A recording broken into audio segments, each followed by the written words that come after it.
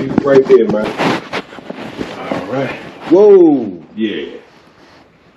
Tell me now if you got it. Yep. Now I can do it. I wasn't expecting this. I mean, it's completely apart. You should have called us to move it for you. Man, you know what, man? It'd been a whole lot cheaper for you. I work on buses. So yeah, I got you. And I'm thinking like, you know, Plan get this for joint up together, bro. I will definitely appreciate it. So we had a customer that was moving their Northern Track treadmill. They didn't know how to take it apart to move it, so they just took it apart completely.